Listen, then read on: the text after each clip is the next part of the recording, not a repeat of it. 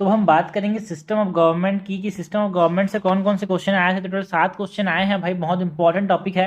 President से हमारे पास 4 question आए हैं, वाइस प्रेसिडेंट से 1 क्वेश्चन आया है अभी तक, एंड प्राइम मिनिस्टर से 1 क्वेश्चन आया है। तो टोटल मिला के हम बात करें तो टोटल 13 क्वेश्चन अभी तक यहाँ से आ चुके हैं।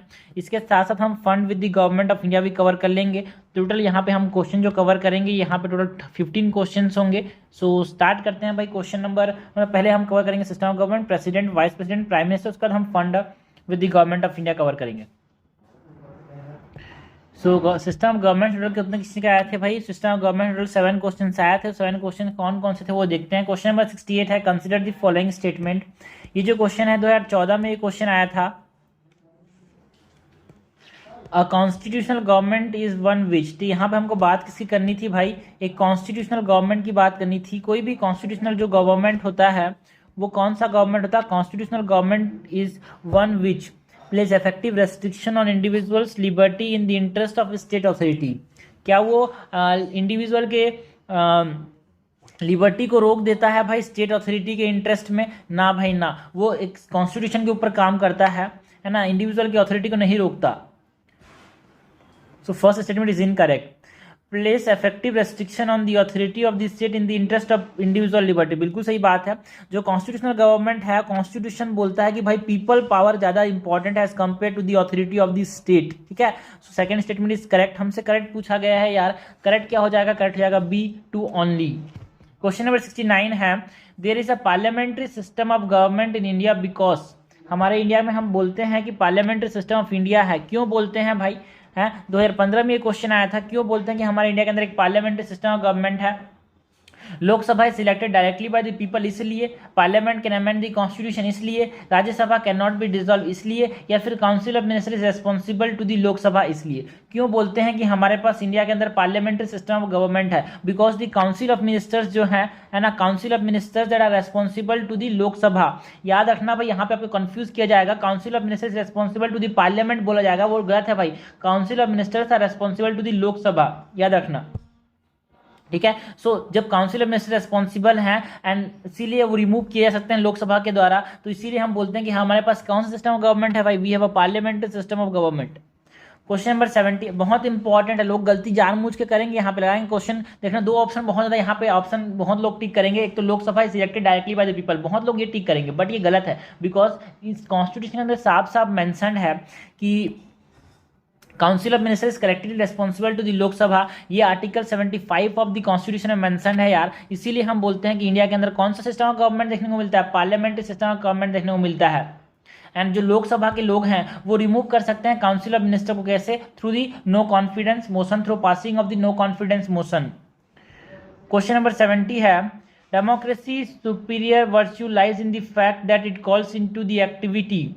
डेमोक्रेसी को सुपीरियर 2017 में क्वेश्चन आया था भाई। Democracy superior virtue lies in the fact that it calls into activity, है ना, the intelligence and character of ordinary men and women, the method for strengthening executive leadership, the superior individual with dynamism and vision, a band of dedicated party worker। देखो भाई, superior democracy superior है, सबसे अच्छा नहीं है ये नहीं बोलते हम। डेमोक्रेसी बाकी जितने भी फॉर्म ऑफ गवर्नमेंट है उनसे अच्छा है। बिकॉज डेमोक्रेसी से क्या होता है, जो कॉमन मैन है और या फिर कॉमन वुमेन है, उनका जो इंटेलिजेंस है, उनका जो कैरेक्टर है, वो हमारे पास देखने को मिलता है डेमोक्रेसी के अंदर गवर्नमेंट में। बाकी सब में ऐसा नहीं होता। हमने बोला डेमोक्रेसी बेस्ट है, हमें बोल रहे हैं बाकी कंपैरिजन में ये बेटर है। क्वेश्चन नंबर 71 है, a parliamentary system of government is one in which. ठीक है, देखो भाई ये क्वेश्चन रिपीटेड है, एज इट इज रिपीटेड है, आप समझना बड़ा बात को। ये जो क्वेश्चन है 2016 नंबर का जो क्वेश्चन है, सॉरी 69 का प्लस 71 का, ठीक है, दोनों क्वेश्चन को आप समझना। दोनों पार्लियामेंट्री फॉर्म ऑफ गवर्नमेंट क्यों बोलते हैं, याद रखना, है ना। 69 और 71 एक प्रकार से रिपीटेड ही मान लो, है ना। इस प्रकार क्वेश्चन को रिपीटेड ही मानते हैं। कौन बोलते हैं यूपीएससी में क्वेश्चन रिपीट नहीं होता? सारा आप प्रीवियस क्वेश्चन देखो, रिपीट होगा भाई, क्वेश्चन आपको दिखेगा। आपको प्रीवियस क्वेश्चन एनालाइज करना नहीं और बोलते जाना कि भाई यूपीएससी कहीं से भी क्वेश्चन आ जाता है, चुपे नहीं आता। सो पार्लियामेंट्री सिस्टम ऑफ गवर्नमेंट हमसे पूछा गया है कि क्यों पार्लियामेंट्री सिस्टम ऑफ गवर्नमेंट क्यों बोलते हैं यार। पिछले क्वेश्चन में हमने देख लिया, because the council of minister is responsible, it is collective responsible to the Lok Sabha. ये आर्टिकल 75 में मेंशन है। And the Lok Sabha member can remove the council of minister through the non confidence motion. ठीक है, तो जो पार्लियामेंट्री सिस्टम ऑफ गवर्नमेंट है is one in which all political parties in the parliament are represented in the government A government is responsible to the parliament and can be removed by it. A government is elected by the people and can be removed by it. A government is chosen by the parliament but cannot be removed by it. तो साफ साफ आपको दिखेगा ये जो second option है भाई government, यहाँ पे गवर्नमेंट मतलब क्या हो रहा है, काउंसिल ऑफ मिनिस्टर को एक तरह से रिप्लेस कर दें. It is responsible to the parliament. Parliament में हमारे पास मेन लोकसभा की बात हो रही है and it is remove by it. बिल्कुल सही बात है. इसलिए हम क्या बोलते हैं कि हमारे पास एक पार्लियामेंट्री सिस्टम ऑफ गवर्नमेंट है. थोड़ा सा ऑप्शन को ट्विस्ट कर दिया गया है बट जो क्रक्स है इस आंसर का वो यही है कि जो council of minister it is responsible, it is collectively responsible to the Lok Sabha and it is remove by it through the no confidence motion. बस उसी प्रकार का जो गवर्नमेंट है काउंसिल ऑफ मिनिस्टर को तो हम क्या बोल रहे हैं, एक प्रकार से गवर्नमेंट बोल रहे हैं, जो मिनिस्टर है उसको हम क्या बोल रहे हैं, यहाँ पे गवर्नमेंट बोल रहे हैं. So the government is responsible to the parliament and can be remove by it. ये हमको ये बता रहा है कि हाँ भाई पार्लियामेंट्री सिस्टम ऑफ गवर्नमेंट है. क्वेश्चन नंबर 72 है a constitutional government by definition is. तो हमको फिर से वही पूछा गया. देखो भाई जो 68 नंबर को जो क्वेश्चन है और जो 72 का है सेम है. 2014 में आया था, 2020 में आया था. तो कॉन्स्टिट्यूशनल गवर्नमेंट दोनों जगह हमसे पूछा गया है कि कॉन्स्टिट्यूशनल गवर्नमेंट कैसा गवर्नमेंट होता है. बाय डेफिनेशन एक कॉन्स्टिट्यूशनल गवर्नमेंट ऐसा गवर्नमेंट होता है जिसमें कैसा पावर होता है भाई, लिमिटेड गवर्नमेंट होता है. क्या बिल्कुल सही बात है, यहाँ पे लिमिटेड गवर्नमेंट होता है. क्योंकि हमारे पास जो है ना, जो कॉन्स्टिट्यूशन है ना वो गवर्नमेंट पीपल को ऊपर रखता है as compare to the state की अथॉरिटी से, है ना. ये स्टेट से ऊपर रखता है पीपल को. इसीलिए हम बोलते हैं कि जो कॉन्स्टिट्यूशनल गवर्नमेंट है it is a limited government. ये कब आया था भाई, 2020 के अंदर हमसे ये पूछा गया था. क्वेश्चन नंबर 73 है, फिर से आ गया यार. देखो फिर से क्वेश्चन आ गया कॉन्स्टिट्यूशनल गवर्नमेंट में. 2020 में भी आया था, 2021 में भी आ गया. तो समझना भाई, कौन बोलते यूपीएससी क्वेश्चन रिपीट नहीं करता. आपने प्रीवियस से क्वेश्चन एनालिसिस नहीं किया है ना. सो क्वेश्चन नंबर 68 भी यही है, क्वेश्चन नंबर 72 भी यही है यार. ये इतने बार रिपीटेड हो गया कि कॉन्स्टिट्यूशनल गवर्नमेंट कैसा गवर्नमेंट है यार. Constitutional government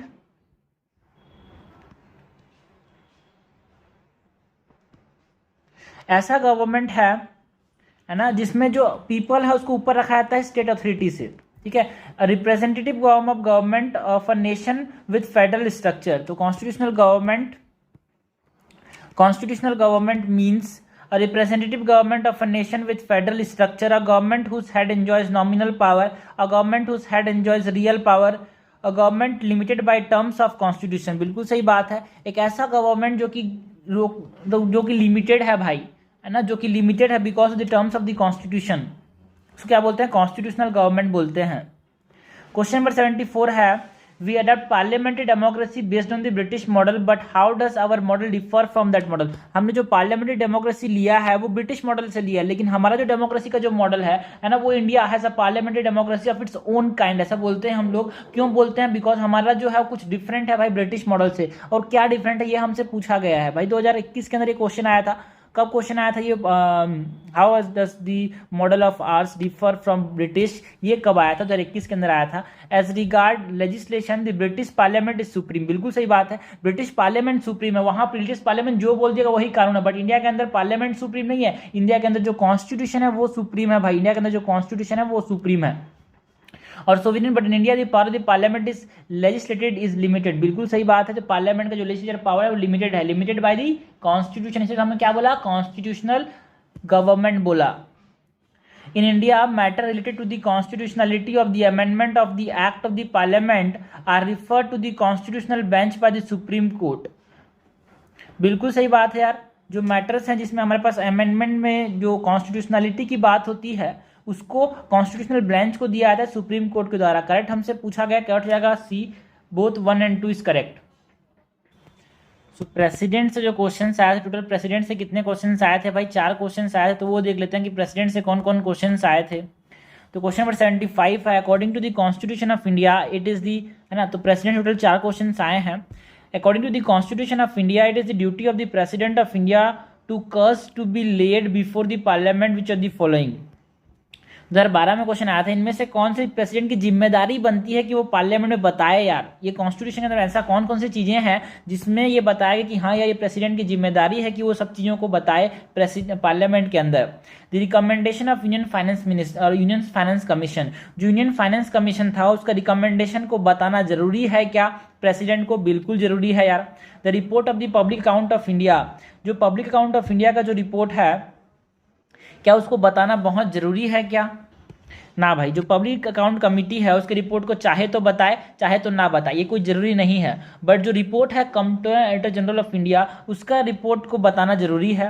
and the report of the national commission for scheduled tribes, बिल्कुल सही बात है, बिकॉज कुछ रिपोर्ट्स होते हैं special officer to the scheduled tribes and scheduled caste के लोग को, है ना, वो इसको बताना जरूरी है। और इसके साथ साथ प्रेसिडेंट को जो एनुअल रिपोर्ट आता है ऑफ यूपीएससी, ठीक है ना, तो जो एनुअल रिपोर्ट है उसको भी बताना बहुत जरूरी है, the annual report of UPSC. अगर ये प्रेसिडेंट के पास ये इन्फॉर्मेशन आता है तो उसकी जिम्मेदारी बनती है, क्योंकि कॉन्स्टिट्यूशन ने उसको बोला कि हाँ भाई देख, तेरे को ये सब चीज़ को बताना पड़ेगा पार्लियामेंट के अंदर।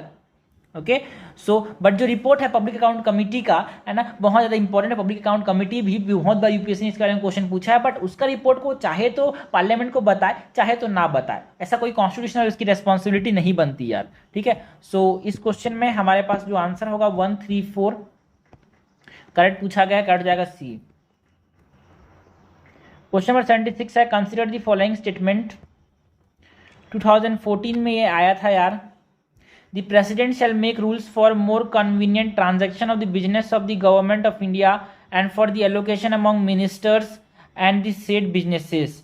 जो प्रेसिडेंट है shall make rules for more convenient transaction of the business of the government of India and for the allocation among the ministries and of the said business। क्या प्रेसिडेंट बनाएगा नियम यार? थोड़ा समझना चीज को, क्या प्रेसिडेंट नियम बनाएगा? बिल्कुल नियम बनाएगा, क्योंकि वो हेड ऑफ द स्टेट है ना, वो हेड ऑफ द स्टेट है, वो executive head of the state है। इसीलिए हमारे पास because of the executive head of the state, article number 77 clause 3 of the Indian constitution ये बोलता है कि जो प्रेसिडेंट है वो नियम बनाएगा जिससे जो ट्रांजेक्शन ऑफ बिजनेसेस हैं गवर्नमेंट के अंदर, है ना, जिससे क्या होते हैं एलोकेशन दी जाती है अमॉन्ग मिनिस्ट्रीज, वो अच्छे से हो। ऐसा नियम कौन बनाएगा? ऐसा नियम प्रेसिडेंट बनाएगा, बिकॉज वो कॉन्स्टिट्यूशनल हेड है। ऐसा मैं नहीं बोलता नियम बनाएगा बोल के, कॉन्स्टिट्यूशन ही बोल रहा है यार प्रेसिडेंट बनाएगा बोल के। कौन सा आर्टिकल? आर्टिकल 77। तो आर्टिकल याद करने की जरूरत नहीं है, आपको प्रोविजन पता होनी चाहिए कि हाँ ऐसा एक प्रोविजन है कॉन्स्टिट्यूशन के अंदर। आर्टिकल के साथ पता हो तो आपको एग्जैक्ट पता चलता है कि हाँ भाई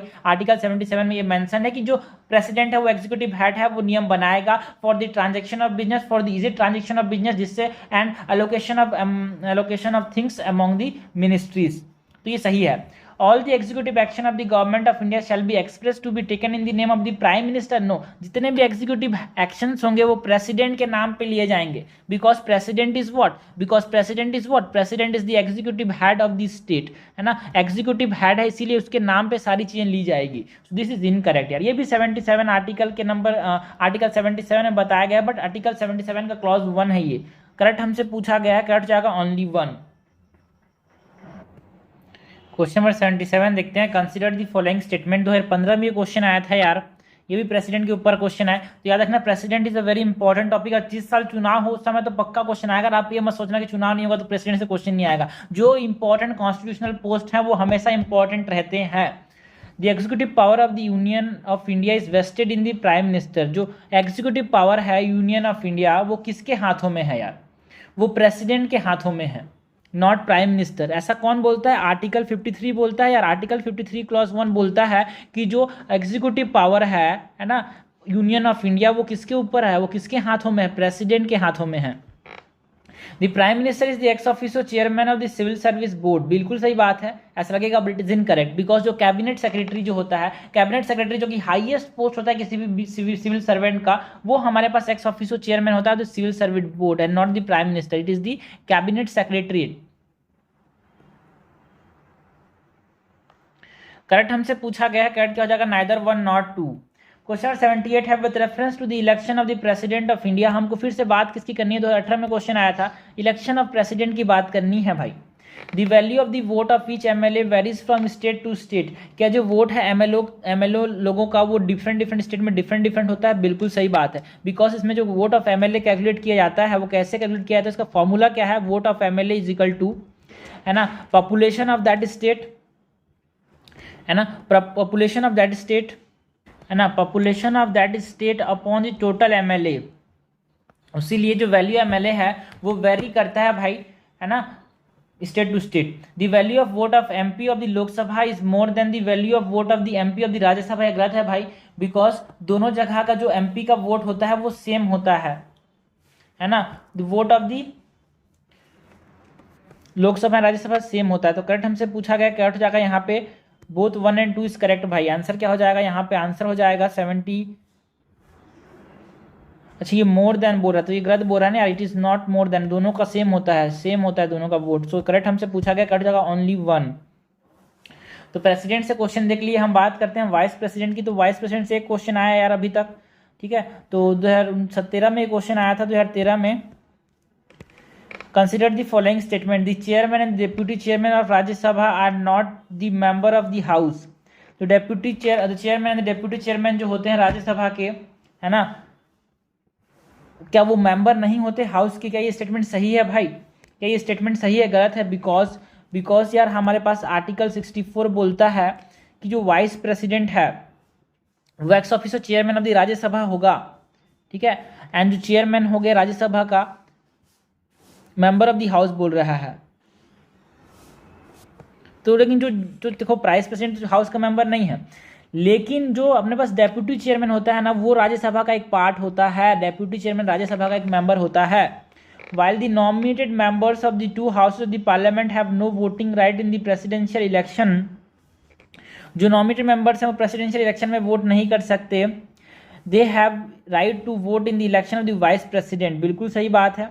जो हमारे पास प्रेसिडेंट है बहुत इंपॉर्टेंट पोस्ट है यार, तो वहाँ पे सिर्फ और सिर्फ इलेक्टेड चीज़ें काम करेगी। तो elected members of the Lok Sabha, Rajya Sabha and the legislative assembly of Delhi and Puducherry, बाकी सभी स्टेट्स है ना, वो सब इसमें वोट कर सकते हैं। बट जो प्रेसिडेंट को जब रिमूव करने की बात आएगी तो हमारे पास कौन वोट कर सकता है? ऑल दी मेंबर्स ऑफ, है ना, all the members of the parliament, both elected and nominated. But vice president election की बात कर रहे हैं तो जो नॉमिनेटेड मेंबर्स हैं वो यहाँ पे वोट नहीं कर सकते, बिल्कुल सही बात है। बट जो रिमूवल है उसमें भी ये रिमूवल में वोट कर सकते हैं। तो थोड़ा सा प्रेसिडेंट का वाइस प्रेसिडेंट का सेम टाइप का होता है रिमूवल प्रोसेस। करेक्ट हमसे पूछा गया, कट जाएगा 2 ओनली। और जो removal of the process of the vice president है वो इनिशिएट कहाँ होगा भाई? सिर्फ और सिर्फ कहाँ होगा? ये होगा अपने पास राज्यसभा के अंदर। तो हमने देख लिया प्रेसिडेंट से कौन कौन क्वेश्चन आए थे, वाइस प्रेसिडेंट से कौन क्वेश्चन आए थे। एक क्वेश्चन अभी तक हमारे पास किससे भी आया था यार? एक क्वेश्चन हमारे पास प्राइम मिनिस्टर से भी आया था, ठीक है। तो प्राइम मिनिस्टर से क्वेश्चन आया था वो देखते हैं। 2012 में एक क्वेश्चन आया था, क्या बोल रहे हैं question? Prime minister of India at the time of his और अपॉइंटमेंट।